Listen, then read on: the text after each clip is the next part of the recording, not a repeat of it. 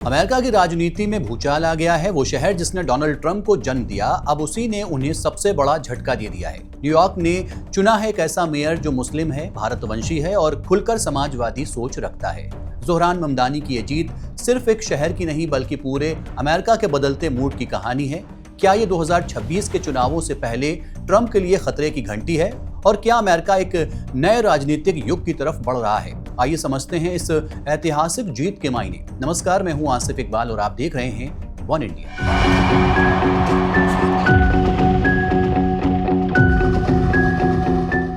New York के लोगों ने भारतवंशी ज़ोहरान ममदानी को अपना अगला मेयर चुन लिया है और साथ ही डेमोक्रेट्स ने दो अहम राज्यपाल चुनावों में भी जीत दर्ज की है। अमेरिकी मतदाताओं के इस फैसले को 2026 के मध्यावधि चुनावों से पहले राष्ट्रपति डोनाल्ड ट्रंप के लिए शुरुआती चेतावनी माना जा रहा है। देश भर में हुए कई मतदानों में शीर्ष मुकाबलों में डेमोक्रेटिक पार्टी की एक क्लीन स्वीप पार्टी के उन कार्यकर्ताओं के हौसले को बढ़ाएगी जो ट्रंप की सत्ता में वापसी के बाद से लगातार दबाव में। अब ममदानी की जीत ने रिपब्लिकन खेमे में खतरे की घंटी बजा दी है। व्यापारिक तबके, रूढ़िवादी मीडिया और खुद ट्रंप के कड़े हमलों, खासकर उनकी नीतियों और मुस्लिम पृष्ठभूमि को निशाना बनाने के बावजूद ज़ोहरान ममदानी की जीत हुई है। 34 साल के ममदानी कुछ ही समय पहले तक राजनीति में लगभग अनजान थे। उन्होंने डेमोक्रेटिक पार्टी की उम्मीदवारी के लिए हुए मुकाबले में पूर्व गवर्नर एंड्रयू कुओमो को हराकर सबको चौंका दिया है और मंगलवार को उन्हें एक बार फिर मात दी।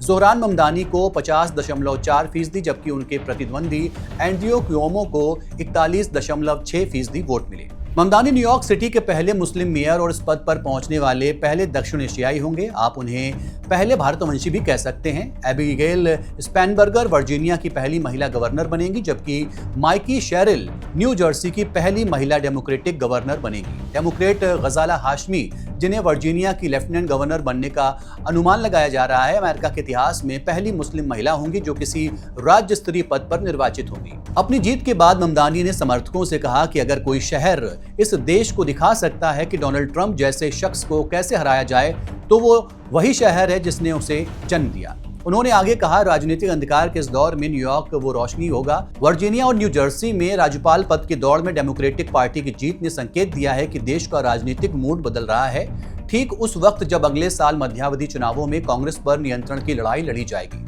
डेमोक्रेट्स के लिए एक और अहम जीत कैलिफोर्निया में मिली, जहां मतदाताओं ने एक प्रस्ताव को मंजूरी दी जो निर्वाचन क्षेत्रों की नई सीमाएं तय करेगा ताकि उन राज्यों में ट्रंप द्वारा किए गए गैर निष्पक्ष पुनर्निर्धारण प्रयासों को संतुलित किया जा सके। हालांकि राष्ट्रपति ट्रंप ने इन नतीजों की जिम्मेदारी लेने से इनकार कर दिया है। अपनी social media site truth social पर उन्होंने गुमनाम सर्वेक्षकों का हवाला देते हुए कहा कि रिपब्लिकन की हार सरकार बंदी और मतपत्रों पर मेरे नाम के न होने की वजह से हुई है। वहीं प्रतिनिधिमंडल सभा में डेमोक्रेटिक अल्पसंख्यक नेता हकीम जेफरीज ने कहा है कि डेमोक्रेट्स पूरे देश में डोनाल्ड ट्रंप और उनके उग्रवादी रिपब्लिकनों को धूल चटा रहे हैं। उन्होंने एक्स पर लिखा, डेमोक्रेटिक पार्टी वापसी कर चुकी है। क्वींस से राज्य विधायक के तौर पर पहचाने जाने वाले ज़ोहरान ममदानी ने मतदाताओं से वादा किया था कि वो महंगाई से राहत देंगे, जिसमें मुफ्त शहर बस सेवा, मुफ्त बाल देखभाल और नगर निगम द्वारा संचालित किराना स्टोर जैसी योजनाएं शामिल थीं। उन्होंने साधारण न्यूयॉर्क वासियों की आर्थिक परेशानियों पर फोकस किया और अपनी सहज शैली, सोशल मीडिया पर पकड़ और जमीनी स्तर पर सक्रिय चुनावी अभियान के जरिए भारी समर्थन जुटाया। अपनी जीत के ऐलान के बाद एक्स पर पोस्ट किए एक वीडियो में ममदानी ने कहा कि अगला और आखिरी पड़ाव सिटी हॉल है। न्यूयॉर्क मेयर चुनाव भले ही एक शहर का चुनाव लगे, लेकिन अमेरिका की राजनीति में इसका असर राष्ट्रीय स्तर पर पड़ता है। आइए से समझते हैं कि क्यों ज़ोहरान ममदानी की जीत ट्रंप और रिपब्लिकन पार्टी के लिए खतरे की घंटी मानी जा रही है और कौन कौन सी वजह हैं जिनसे ट्रंप अपना वोट बैंक खो सकते हैं।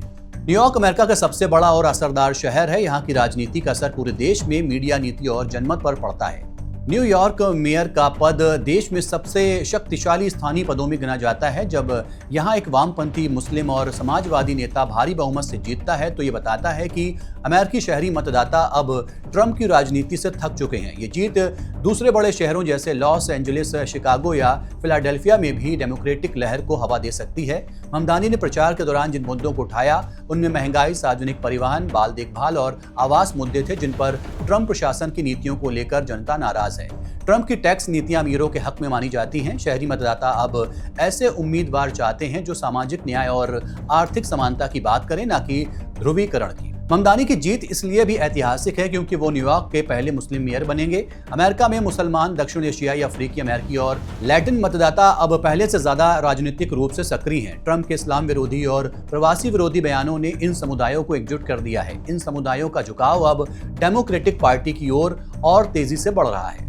2024 में ट्रंप की व्हाइट हाउस में वापसी के बाद भी लगातार विवाद, सरकारी शटडाउन, व्यक्तिगत हमले और संविधान विरोधी रुख जैसी चीजों से अमेरिकी समाज के एक बड़े हिस्से में ट्रंप थकान बढ़ गई है। लोग अब स्थिर, जिम्मेदार और सहयोगी नेतृत्व चाहते हैं। इस चुनाव में ममदानी के खिलाफ अमीर वर्ग जैसे निवेशक बिल एक्मैन खुले तौर पर खड़े हुए थे, लेकिन जनता ने कॉर्पोरेट लॉबी के खिलाफ वोट दिया। ये वही भावना है जो अमेरिका में ऑक्यूपाई वॉल स्ट्रीट या बर्नी सैंडर्स जैसी लहरों में दिखी थी। यानी आम अमेरिकियों को अब लगता है कि रिपब्लिकन पार्टी सिर्फ रईसों की पार्टी बन चुकी है।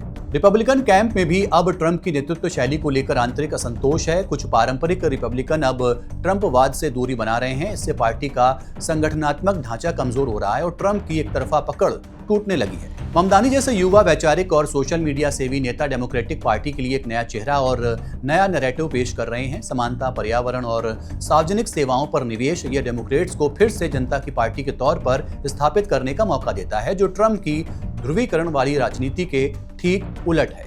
ज़ोहरान ममदानी की जीत ने सिर्फ सिटी हॉल का रास्ता नहीं खोला, बल्कि अमेरिका की राजनीति में एक नया दरवाजा भी खोल दिया है। वो दरवाजा जहां नस्ल, धर्म या जड़ों से ज्यादा मायने रखती है सोच और नियत।